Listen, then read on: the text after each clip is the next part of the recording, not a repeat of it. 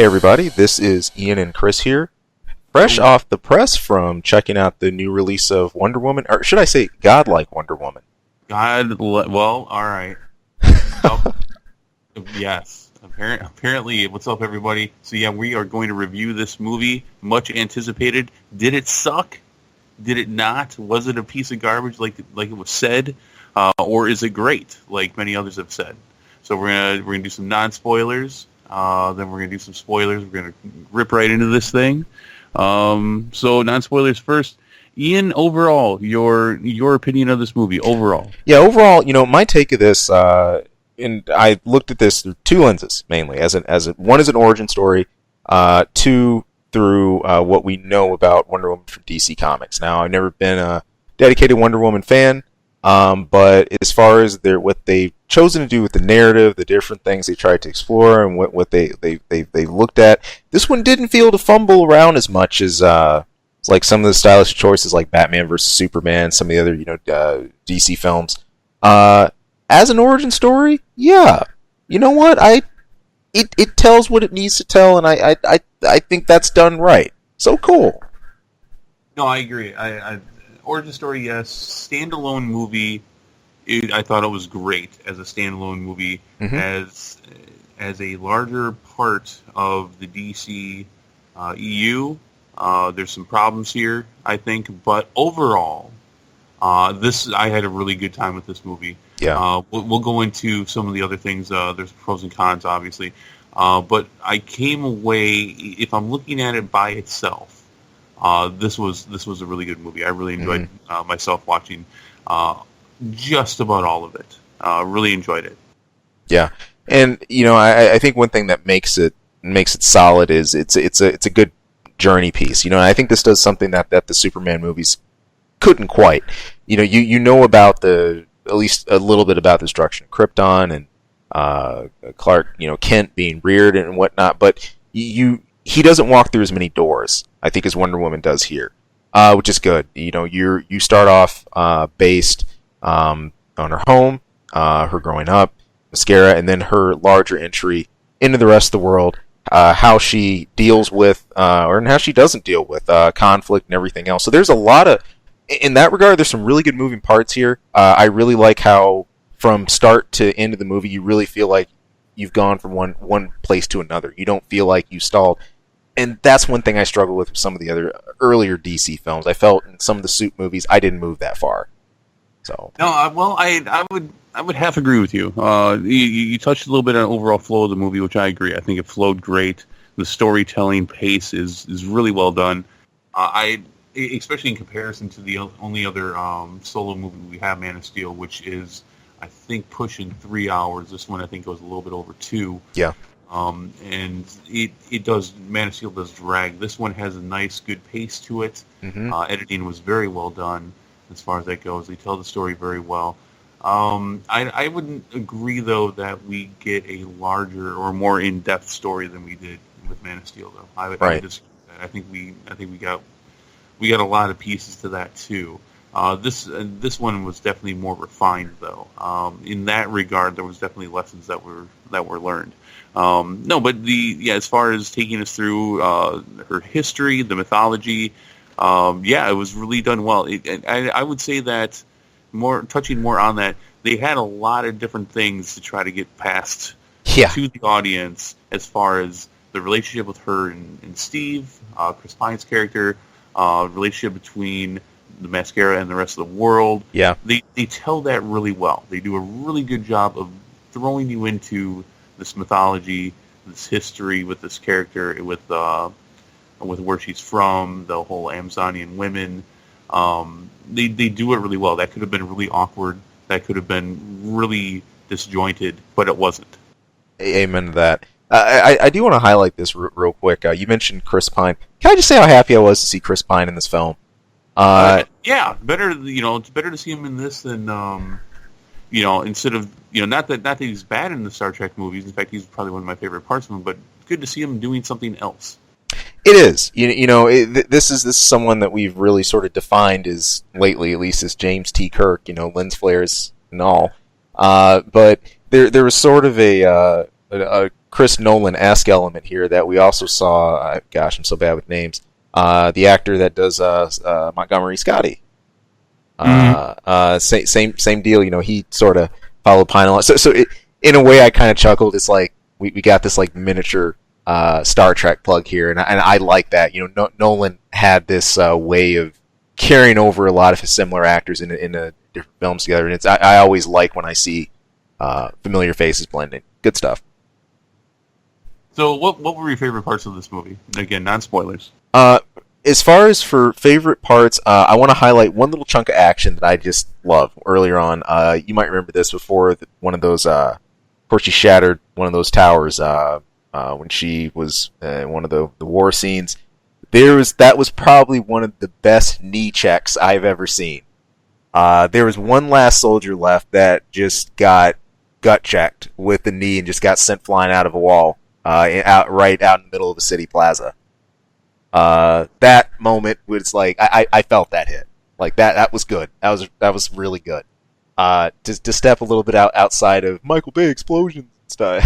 Yeah. For moments though, ones that really stood out.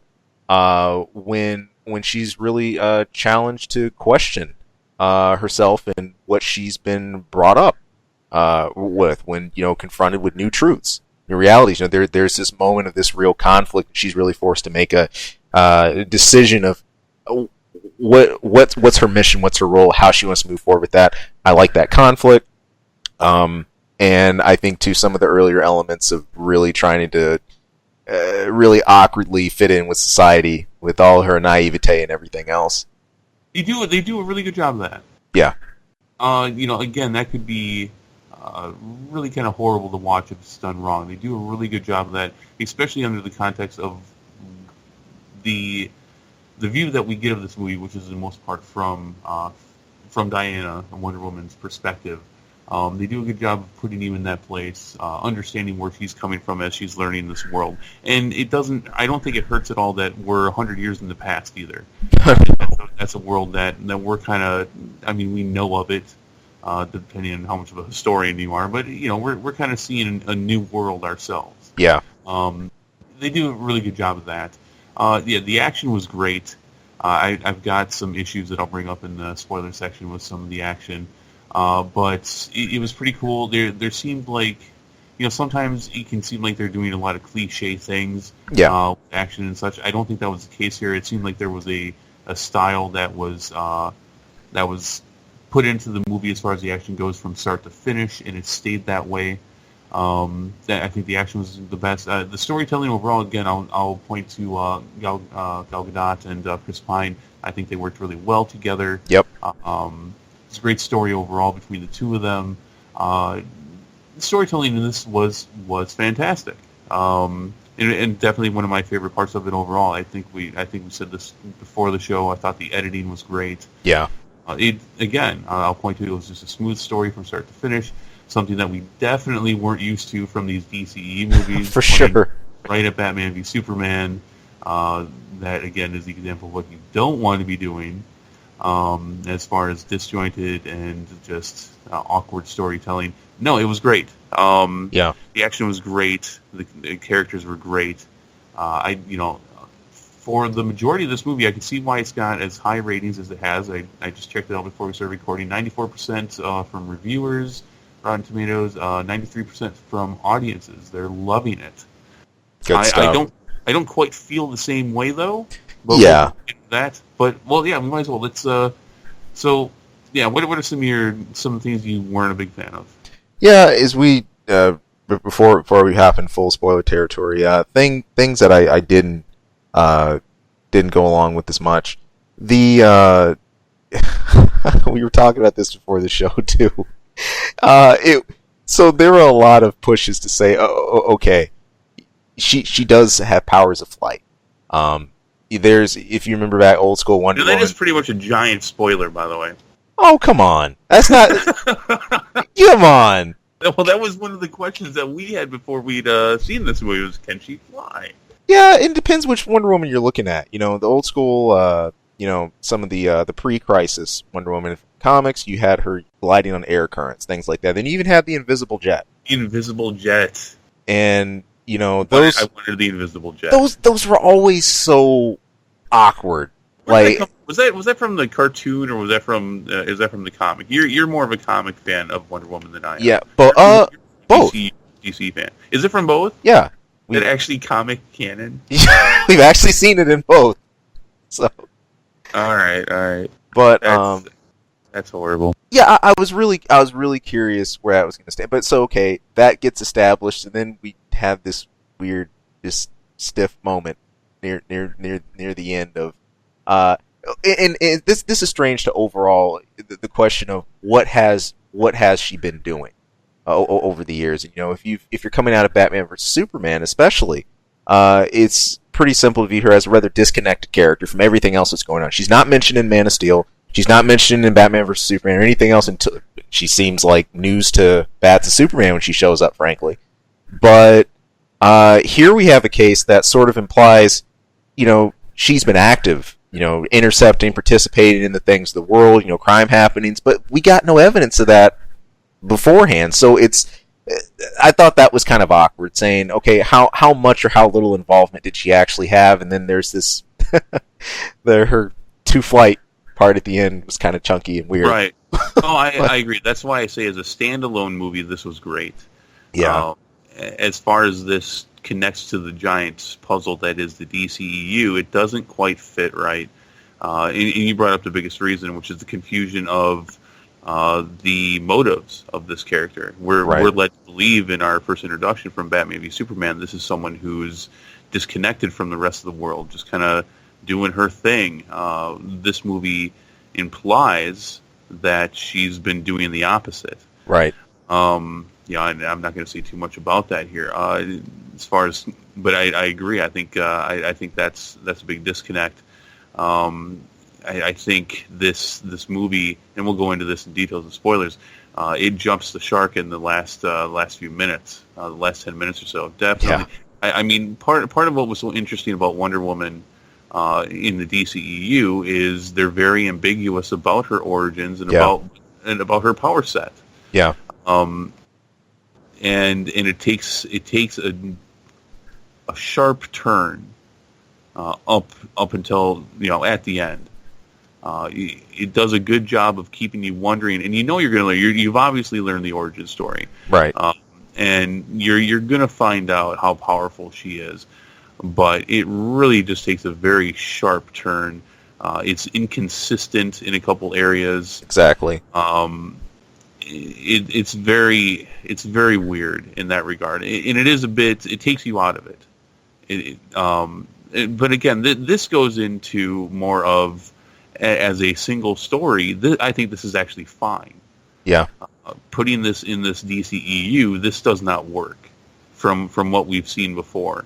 Right. From what we're going to see, it doesn't balance out very well. But yeah, so that's why I say, hey, Warner Brothers, great Wonder Woman story. Yeah. This was not an easy character to nail down as far as the actress. This was not an easy character to nail down as far as what you do with them. You did a great job. I'd give you a B. Now, putting this in a larger world, one that you've already established, one with parameters you've already put there, it does not fit. And it falls short in that way, and that's a shame because what we've talked about in the past that they needed a win. I think they got it, but they didn't quite get the win they needed. Right. Because the key with these movies is momentum. You get a success, but none of these stand in their own void. Part of that you could say is following largely in Marvel's shoes, but I disagree with that statement, my own statement, because of what DC has set. They specifically set grounds for the metahumans, the paving the path for the Justice League, and this much broader universe. So naturally, you would expect each portion to sort of be a stepping stone onto the next one, and when you disjoint those, I'm concerned. But DC's known for doing this. Previous talks we've had always... Sure. Yeah, man. I mean, previous talks we've had always pointed at the Infinite Crisis arc, and every X amount of years they got to retcon and rewrite so much because there's so many inconsistencies. And, yeah. at this point, Marvel kind of feels like they're all playing in the same sandbox. Yeah. And they're all respecting what each other's doing and building on each other's sandcastles or whatever they have going on. One kid's playing with the big claw thing, which is always my favorite toy. But the other kid's helping him out, too. He's throwing more stuff for him to pick up and throw around. But in the DCEU so far, it seems like everybody's playing in their own in the same sandbox, but they're all just doing their own stuff. Yeah. And they really just don't care what the other one's doing. Acknowledge that each other's there, but they're doing things that are not helping out the other kids play. No. And would that be a good analogy of that? I think it's fair. I think the only thing you'd have to hope is that someone doesn't take their ball and go home. Yeah, or their shovel. In that case, yeah. Okay, so do you recommend this movie? I would. I'd actually recommend this to non-comic fans, especially think you'll get a lot of enjoyment out of it. If you are a comic fan, there's actually a lot here. We'll touch on that in just a second, too, as far as some of the relations that you see to how things were written before, and again, the way Wonder Woman's been presented over the years in the comics. But yeah, I definitely would recommend checking this one out.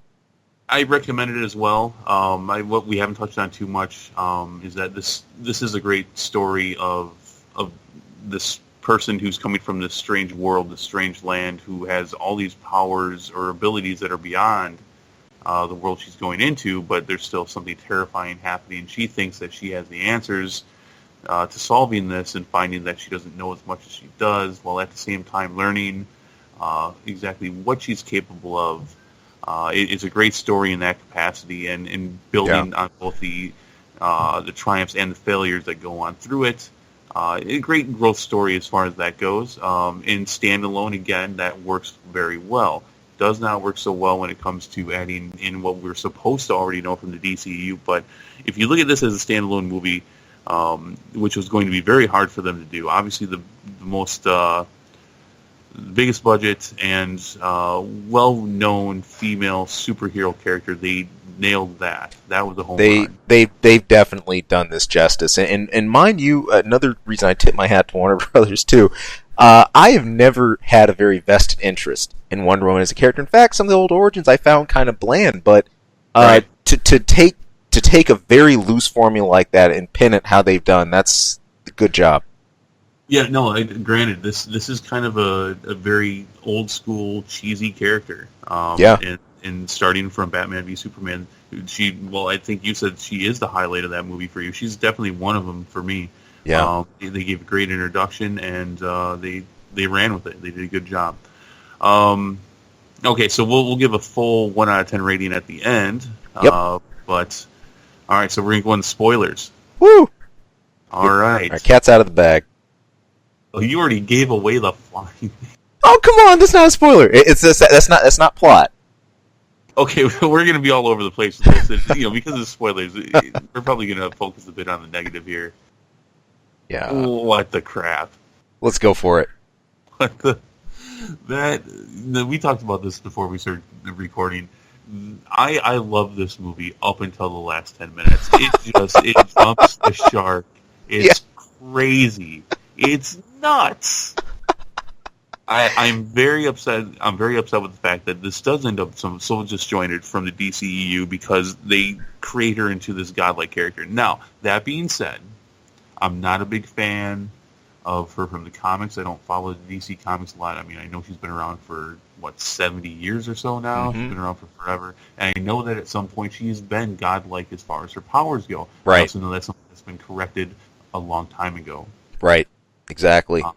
And one of the things about this was they've been ambiguous about how powerful is she. Does she have this ability? Does she have that ability? They gave them all to her. Boom. You got them all. You go for it. It's funny, though, because in doing so, I think they ultimately weakened this character.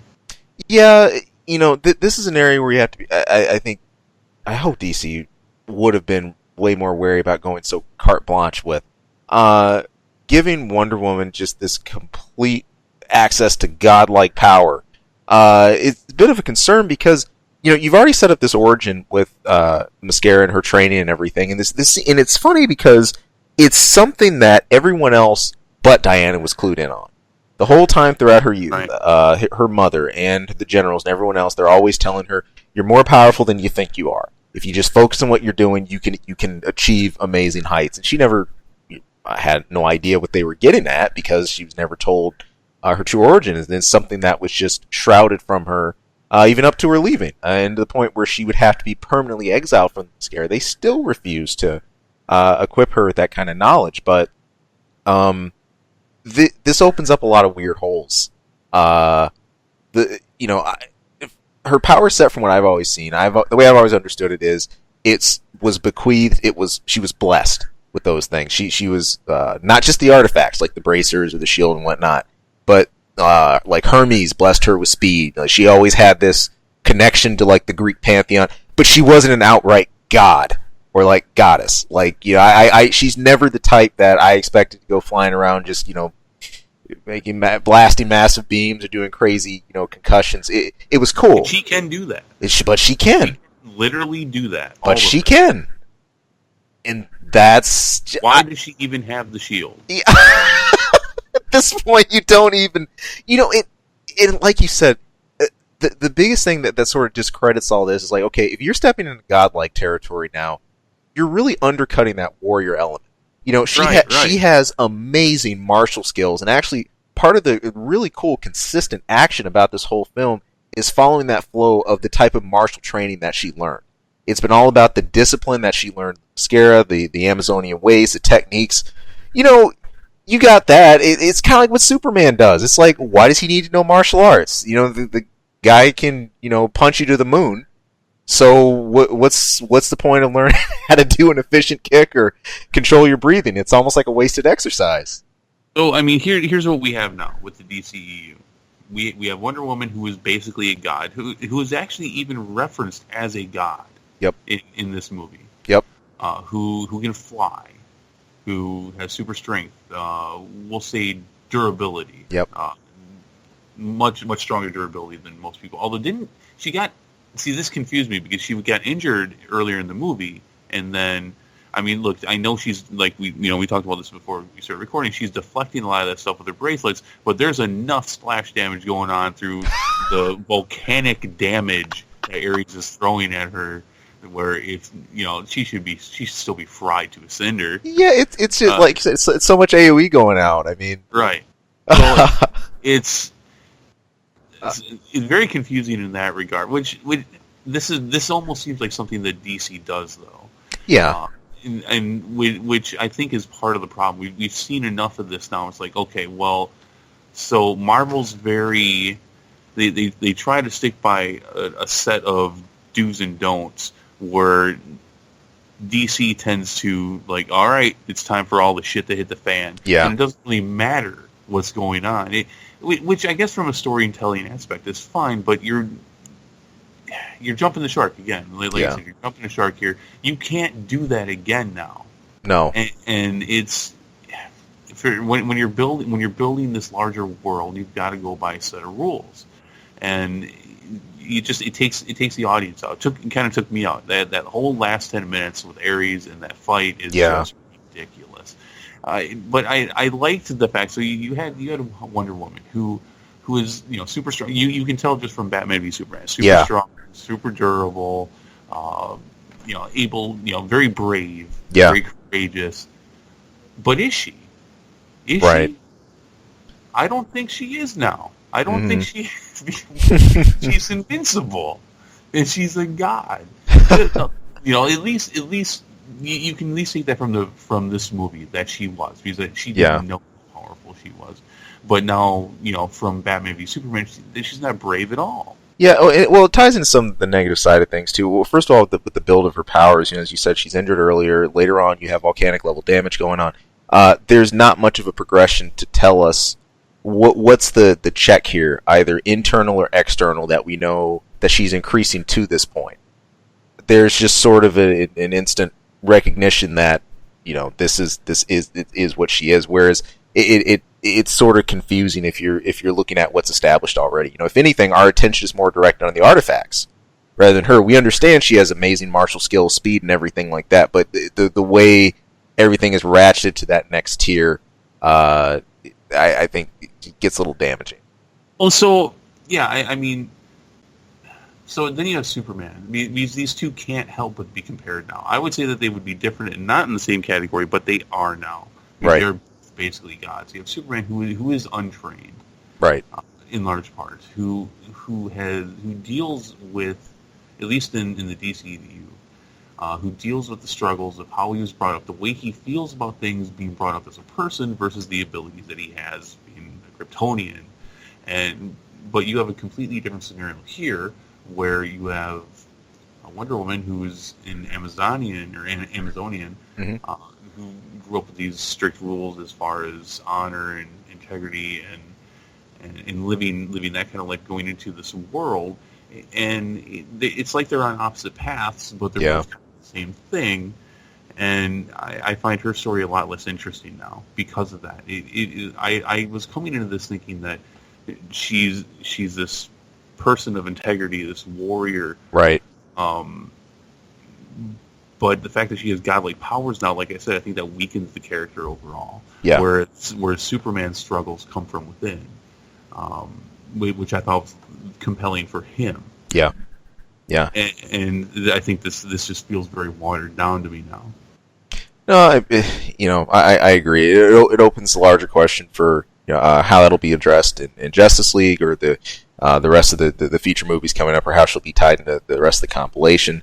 I think in terms of general powers, it's really interesting because she didn't ever need the God jump to be comparable in terms of like speed to someone like Flash or Superman. Flash himself in the comics had acknowledged that, hey, like if not at my top speed, but if I'm going at cruising speed, yeah, she can keep up. She's even as much said, in more recent times that just tease Superman about that. It's like, come on, I'm at least as fast or faster than you are. And Superman's like, oh, what are you talking about? She's like, I've sparred with you. I know. So I mean, she has a lot of confidence in her own skills and abilities, and but it's also been demonstrated. But in the same hand, that huge jump was not made. She still has those strong Amazonian roots there, her training, her heritage, everything else that lends to the character, not pulling you out. Right. So I think a couple things that bothered me. Again, we saw this in the trailers where she's going to that ball, and she's got the God Killer sword in the back of her dress. Yeah.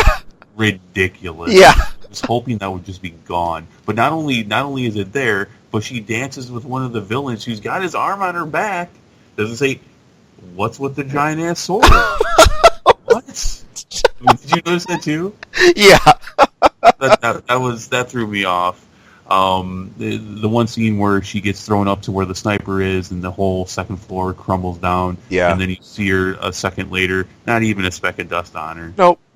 Did you notice that as well? I did. And also you're talking about as far as things that don't have what they should. I mean, when she just finally goes postal and just, plunges her sword clean through who she's been after. You see the sword when Chris Pine, when he gets to that tower, he sees that the sword's already gone, through the ceiling. But the thing is clean as clean can be. No blood, nothing. It's just, right. and I said then, I say, okay, I get why it's PG-13 in that regard, but I'm like, I mean, she just drove this guy completely through. That thing would be a mess. Yeah, there's no, she's always clean and perfect. Yeah. Yeah. I don't know. Maybe there's a part of that I'm missing as far as the story they're trying to tell, which I thought I understood it pretty well. Which I thought overall they did a good job telling a great story of this character. But yeah, not even like dirt or anything. Like here's Ares throwing everything at her, and it's like, okay, I understand. I may not agree with the fact that you're not getting hurt. I understand you're not getting hurt, but you might be a little dirty. I mean, maybe just a little. He's pulling the ground up from under you and throwing it at you, and flames and boxes and crates and everything else. Like, it just kind of takes you out of it. It's I don't know. Maybe that part wasn't for me, I guess. The whole thing with Ares didn't make sense. I didn't know what did you think of the part with Ares? I mean, I had heard going into this that he was a weak villain. I don't. The fact that he's so ambiguous up until the end is fine for me, but it was very cliche. Okay, I've revealed myself. Now I'm going to reveal my whole plan too. Right. Like, what are you doing, dude? Apparently, this is the one thing that can kill you, and you're revealing yourself and the whole plan. And you revealed the fact that she's the only thing on the planet that can kill you. That probably wasn't very smart. Yeah, well, he takes this huge gamble, and this is something that we've seen. It's reminding me of the Justice League animated series as well. Even some of the really powerful godlike characters would do things that wouldn't always be the smartest, or in the assumption that, hey, this will set me up for something better, or I was already awesome, but I'll be 3 times more as awesome if I can do this thing. If I count on this X factor, which isn't the case. I'm hearkening back to also a quick story with Doomsday when he kidnapped Supergirl, and he actually got himself into a situation where Batman blackmailed him into reversing a decision he had made, so he could get what he actually wanted out of a situation, because Batman had cornered him on it, and he really kind of talked himself into a corner. So I think that's sort of a DC thing too. I guess I don't expect them to quite be, the same as some like the Marvel villains, but yeah, I digress. I agree. Well, I would actually think that this is very similar to most Marvel villains. This is kind of a watered down generic character, which is fine. In my opinion, it's okay, because you're also talking about in general, you're talking about kind of a generic character in Ares, but yeah. It's just the whole 10 minutes really didn't work. It's like I said before we started recording. It's like they spent this whole time building up this great statue, and then the whole plan the whole time was just take a hammer to it at the end. And it just kind of felt that way. And I'm after I left the theater, I'm kind of like, can I remove this? And still do this. And again, that's why I say, as a standalone, this was great. And as a story by itself, this was fine. But it's not. Yeah, and the beginning and the ending of this movie has everything to do with where she is in the current time, with everything that's happened. Correct. And that's where I think you and I both have our biggest issue, which is that what has she been doing the last 100 years? Because... Yeah, go ahead. No, and to add on to that thought too, this is really important too. The way this whole thing is being carved, and the way this whole story was shaped through the narrative choices.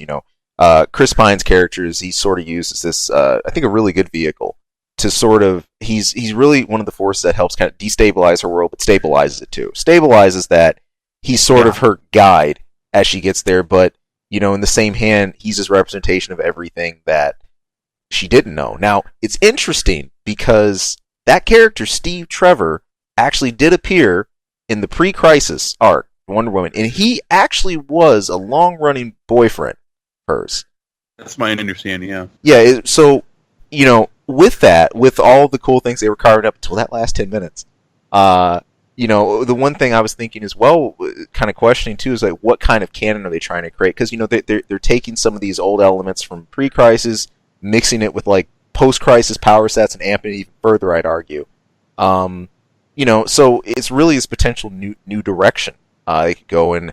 If anything, I think they were heading the right direction towards the moon, and now they're kind of overshot the moon. Let's see if they can get back in orbit.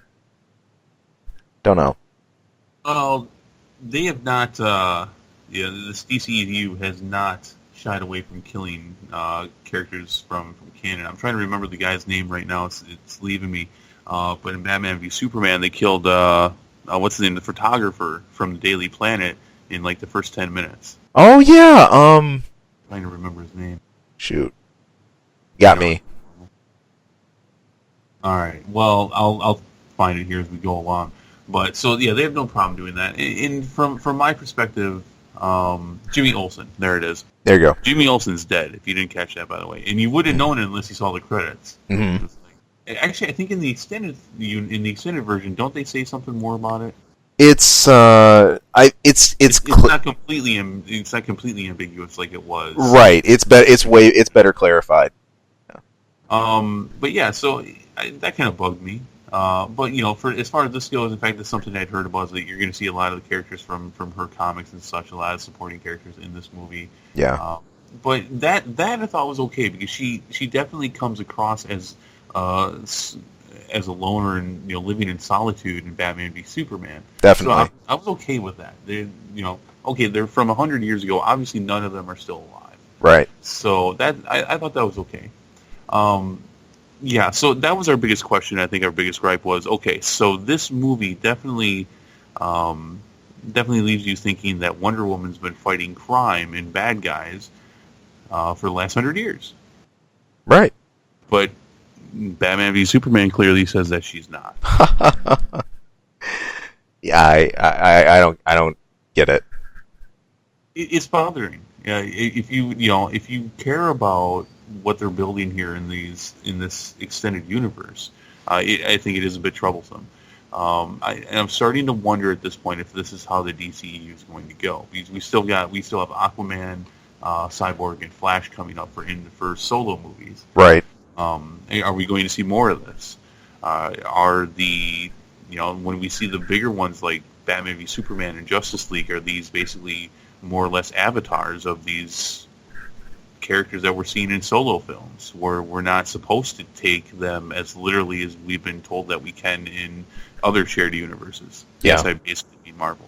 Yeah, and a lot of larger questions. These are things. DC has such a unique chance here to step out of the building of inconsistencies that we've known in the comics for so many years, and really just sort of carve out their own cinematic canon. I think that's what I'm really hoping for most. Again, I really want to see. We want to see DC, hit that home run, find where they really belong, where they're comfortable. The Nolan films was close as they started to approach, but obviously that's completely detached from all of this. It's so he made it that way. Exactly. So Good move on his part. Very, very. And see, now he can stay above surface and all this. So good on him, but yeah, troublesome long term if they walk over their feet like this. All right. So. Yeah. So I guess time's gonna tell. This was a good movie though. I enjoyed it, but it just doesn't fit. Yeah. So a couple things I want to add. The flying at the very end was ridiculous. Yeah. And I know, and we talked about this. I think one of the things was, can she fly? Because sometimes Wonder Woman can fly, sometimes she can't. What kind of abilities does she have going into the show or in this movie? She clearly can, but it looked so stupid. So stupid at the end. And it's just one of those things, like, why slow it down or make it out? I mean, no, it's just clean and fast. Go. I mean, especially with how much practice they've had with this in the Man of Steel movies. Which looks awesome. That's the thing. When he would take off and just like bust a sound barrier or something like that, that was great. And really gave you a sense of speed and impact. It's that quick, it's that simple. We don't. Let me ask you, and I mean this seriously. I don't mean to be contradictory here. No. Why can she fly? Because I mean, even most gods can't just fly. Right. Well, I'm talking, of course, from mythology. Ancient Greece gods and whatever. Because they can't normally just fly. No, I mean traditionally not. Like, the power set that, at least when I've always known, what I've stuck by, it's similar to her speed. She's capable of unassisted flight speed because of her blessings by Hermes, messenger god, and it harkens back to her earliest roots of being able to glide air currents. Now that's sort of broken later on. I mean, this is just beyond gliding. I mean, it's any direction, full on flight. She's got super speed and everything like that, but it's supposed to be because of her godly blessings. Well, that was kind of like Mary Poppins speed flying that we. Yeah, I mean, gliding. I took that moment as sort of like a slow school, like cinematic flight, which I don't think you really don't need that, but it didn't work. No. It really didn't work. So yeah, the whole thing. I think what really got me and what really took me out of it was at the very end when she's up in the air and she's got her arms out, almost. I don't know if it was intentional or not, but kind of making the symbolic cross Yeah. That really was. It's like, oh, you're jumping a couple sharks. Yeah, that too. Oh man.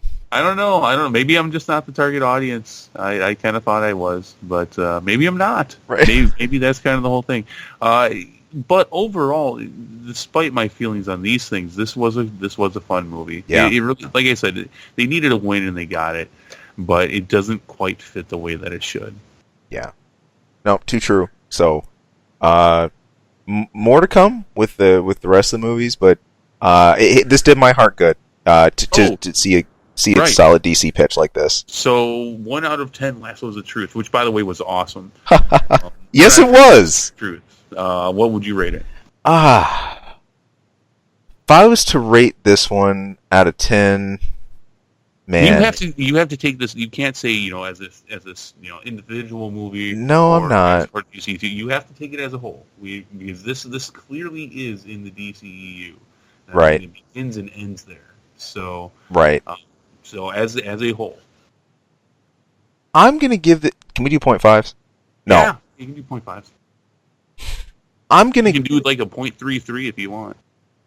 All right, 7.33. Okay. you went with it. All right. I'm gonna go with a 7. Fair enough. And this would have been an 8 or a 9. This might have beat Logan for me. It was almost there. It was almost there. It really does lose it at the end. Yeah. So, but hey, still really fun. Yeah. Really it sets a bar. At least for the narrative development. I really hope more than go this way and just stay clean, stay consistent. Oh, one thing I want to bring up real quick too. Yep. All right, this is just something they're doing in DCEU movies, and they're probably not going to stop this. And sometimes it's just too damn dark. Sometimes, and I mean visually dark. I don't mean like gothic or just visually dark. Like right. There was times in that movie where it's like, come on, work with your lighting here a little bit more. No, yeah. That seems to be something they're going with though. So, stylistic. Yeah. But yeah, fun, good movie. I'd recommend it. 7 out of 10 Lassos of Truth for me. Good stuff. And I guess I'll take my 7 lassos and for the 0.33 it'll be a broken piece of the Godslayer sword. There you go. Little pieces that was actually kind of cool. It was. Just I don't even know what happened to it. It shredded, not like confetti. Yeah, it's like it's like it was. He just see the way he disintegrated it. It was cool. It was a cool destruct scene. I was like, nope, not gonna work. No, I love it. All right. So that's it for this. So what's coming up next? I was looking June Transformers. Yeah, but I think I'm boycotting that. I completely agree. I think the most happening films, as far as what's going on, there's going to be a lot in July. Spider-Man. Of course, Spider-Man. You got Planet of the Apes, which I'm actually interested in. I enjoyed the other ones. Oh wait, doesn't Atomic Blonde come out in June? I think. I'm gonna make you see that. I know you're still. What is that? Have you seen a trailer for that yet? No, I haven't. Oh, you're gonna watch one before we do the next show. Okay, deal. All right. Okay, so that's it. Let us know what you think. Subscribe, like, send us an email, make comments. We'd love to hear all of it, even if you don't like it. Good deal. And thank you for tuning in, people. And hey, if you got time, get on out and see this one. Yes. All right. Take it easy. Have a good weekend.